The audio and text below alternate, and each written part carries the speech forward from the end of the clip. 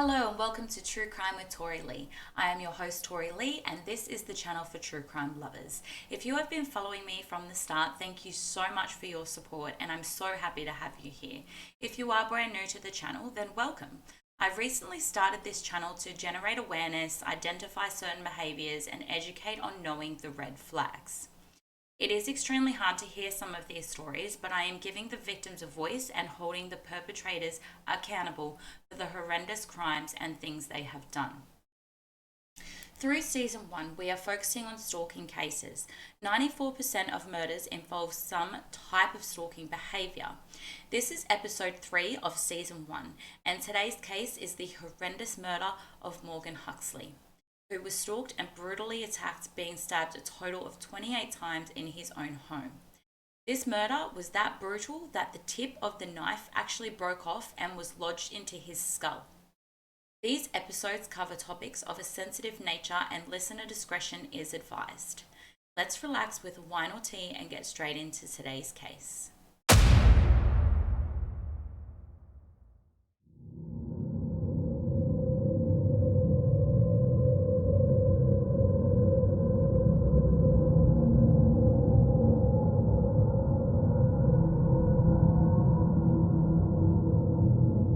Morgan was born and raised in Sydney, Australia. He has been described as a gentle giant, having an infectious personality. He was very energetic, positive, fun-loving and outgoing, sociable and confident. He was a well-respected individual and enjoyed the lighter side of life. He had an interest in water activities and even studied to become an ocean engineer. In 2009, Morgan started his own business called Huxley Marine. He constructed things like boat sheds, ramps, and jetties. On the night of the 7th of September in 2013, Morgan attended his best friend Chris and Philippa's engagement party. They all celebrated with close friends until just after midnight. They seemed to have a fun and enjoyable night, as Morgan actually lost his shoes at some point somehow throughout the celebration. Chris and Philippa got into a cab with Morgan towards the end of the celebrations. Morgan wasn't ready to finish celebrating and asked if the couple would like to come for one last drink. The couple declined and headed home in a cab before dropping Morgan off on the sidewalk in Sydney's CBD. Morgan said goodbye to his friends and walked into a convenience store to use the ATM. He withdrew cash so he was able to go to the Oaks Bar, which was his favourite pub, for one last drink before finishing up his night. While at the convenience store, he ran into a man that was not known to him. Morgan asked him if he wanted to use the ATM, and the man responded no. This man was Daniel Jack Kelsall, who today is known Australia-wide as the Babyface Killer. Daniel was born in New Zealand and adopted at birth by a middle-class family. He grew up in a stable home, and at the age of 18 years old, Daniel decided to move with his parents to Sydney. Once Daniel arrived in Sydney, he was searching for a job. He walked off the street to Sydney Cooking School restaurant and was hired for meal prep and kitchen and cleaning. Morgan would often buy coffee just outside the Sydney Cooking School. Daniel's boss's first impressions of him was tall, skinny, nerdy, shy, and softly spoken. After Morgan and Daniel's brief encounter at the convenience store, Morgan made his way to the bar for one last drink. Morgan was seen on surveillance camera entering the Oak at 1 a.m. Morgan had a drink and watched some TV while scrolling through his phone. Just before the pub closed up at 1:30 a.m, Morgan was asked to leave and made his way home on foot alone, as it was only roughly 600-metre walk to his apartment. This same night, a 21st birthday party was being held at the Sydney Cooking School, and Daniel was on shift. He cleaned up after the party and Daniel finished his shift. This is how he crossed paths with Morgan. Daniel visited the convenience store to buy licorice for his mother and purchased a drink for himself. Morgan arrived home and his roommate Jean, who had her bedroom door shut and had been sleeping, heard Morgan arrive home. And roughly 15 minutes after Morgan arrived home, she heard a knock on the door. Jean was waiting for her boyfriend to arrive, but he didn't finish work for another hour, and he also had a key to the apartment, so she knew it wasn't him, as she wasn't expecting him till later. So Jean placed headphones in her ears and began to try and drift back to sleep, as she assumed the knock on the door was for Morgan, who possibly ordered food or was continuing celebrations at home with a friend. At roughly 2:30 a.m., Jean heard muffling and groaning type noises coming from Morgan's bedroom. She opens her bedroom door and sees Morgan slumped over with nothing but a shirt on. He was covered in blood and he goes unconscious. Jean was Irish and she rang 999 for emergency services. After going in circles on that phone call, she rang her boyfriend and he advised her to call 000. So that is exactly what she did. Jean stayed by Morgan's side and gave him CPR.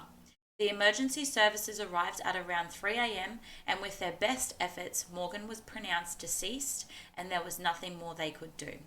Now, just a bit off topic here, how amazing is Jean finding her roommate in the early hours of the morning covered in blood and staying by his side even though somebody could have possibly still been in their apartment hiding? Jean's boyfriend later arrived after finishing work and Morgan's death was ruled as a homicide, being stabbed a total of 28 times. A post-mortem examination of Morgan's skull showed the tip of the blade had actually broken off in his skull and his wounds were roughly 4 centimeters deep, which consisted in the neck, back, shoulder, and head areas. Detectives began their investigation and the last known movements of Morgan's started to emerge. Detectives questioned family and friends. One of Morgan's friends said Morgan stated a young man one night started up a conversation with him and followed him back to his apartment and tried to come in. But Morgan pushed him out and closed the door. His friends stated Morgan didn't tell the police about it because he didn't feel like he was in fear. No leads came from Morgan's friends and family's interviews, so police reviewed the CCTV in the area and discovered a clue. They noticed a young man was following Morgan from when he left the Oaks pub, walking slightly behind him and sometimes even seen jogging to catch up to Morgan. This same man was seen on CCTV in the convenience store with Morgan and then watched Morgan from across the street while he enjoyed his beer and some TV at the Oaks. Detectives noticed this young man's clothing and assumed he was a chef in the area due to the checkered pants he was wearing, captured on the surveillance. 2 weeks after Morgan's murder, detectives print out the photo of the young man who was following Morgan and go from cafe to restaurant to try and get the man identified by anyone in the area. Detectives walk into Sydney Cooking School and show the man behind the counter the photo. The man identified him as his work colleague and told the detectives he works here. His name was Daniel Jack Kelsall. He wasn't rostered on to work that day, so detectives asked if his boss could give Daniel a ring and let him know they would like to speak with him, as they believe he was the last person to have seen Morgan alive.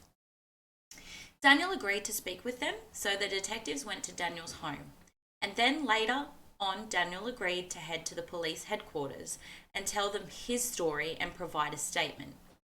Police electronically recorded the interview while Daniel starts to give his version of events. Daniel starts off by saying they saw each other at the convenience store.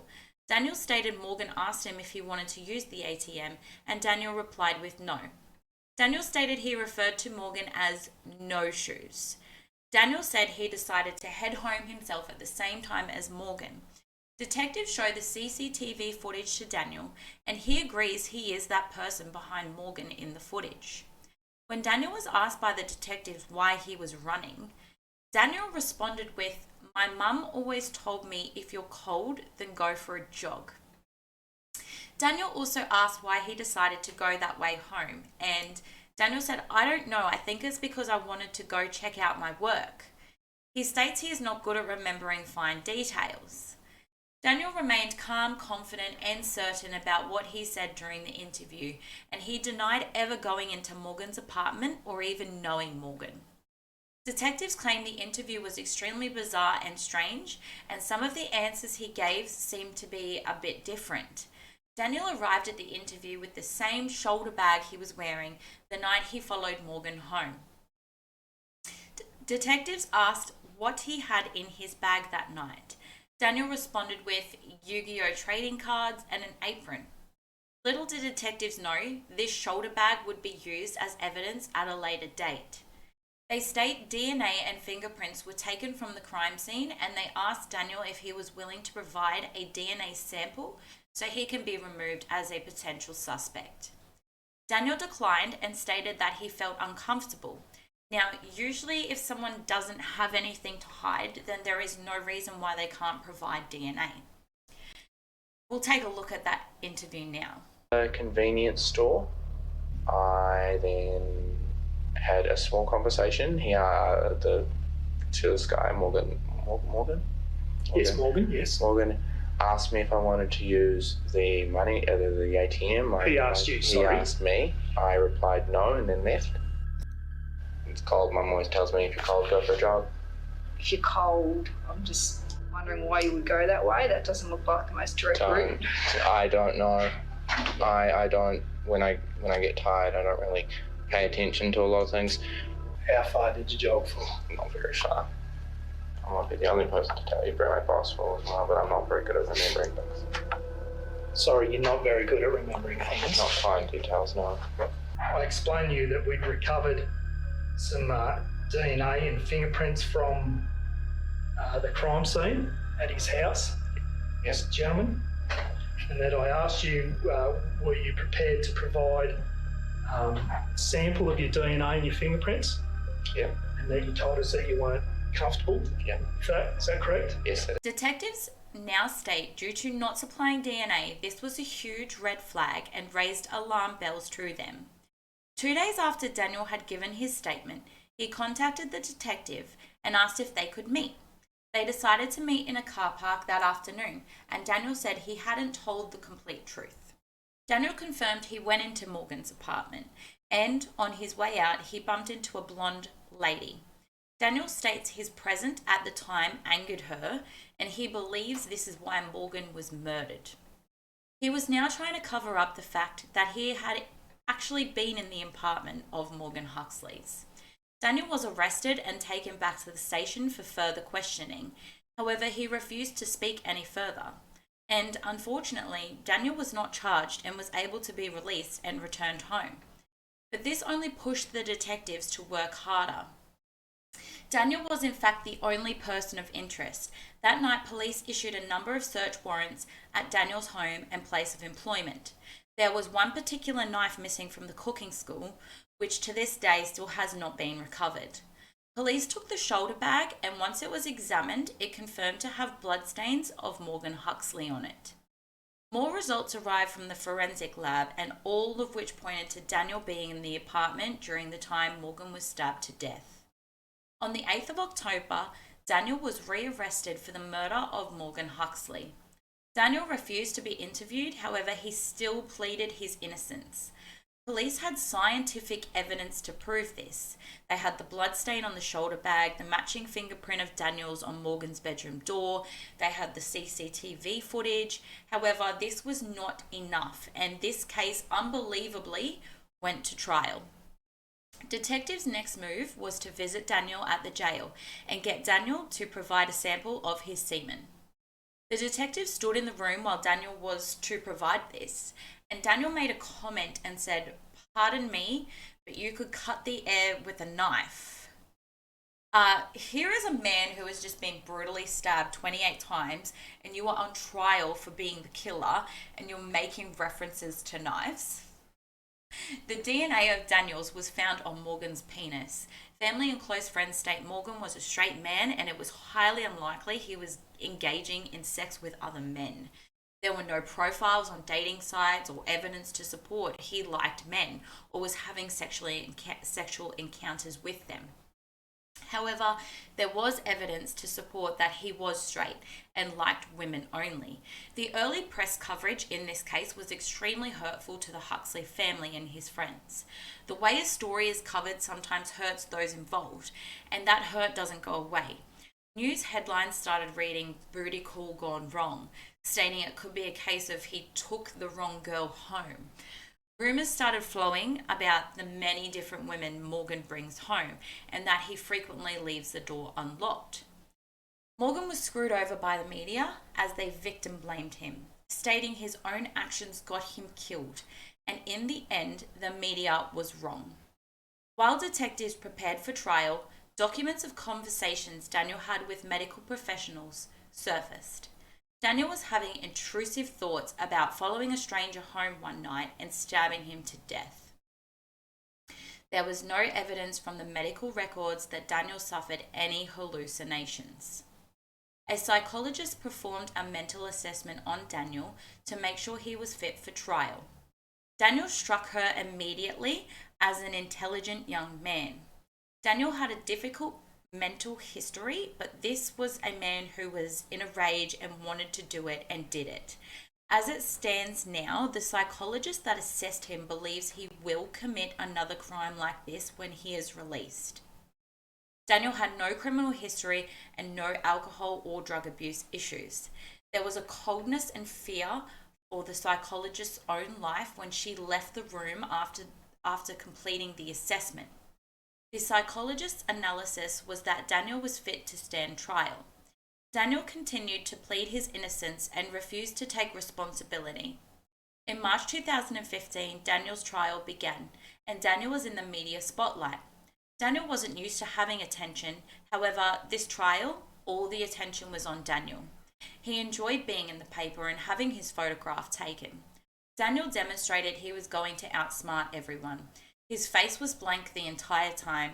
Trial went for 2 weeks, and Daniel's defense was he was invited into Morgan's apartment where they had consensual sex. Daniel chose to give evidence, and he was really trying to give the jury a story they would believe. The jury took only 3 hours to decide the verdict, and Daniel was found guilty and charged with the murder of Morgan Huxley, and also charged with indecent assault.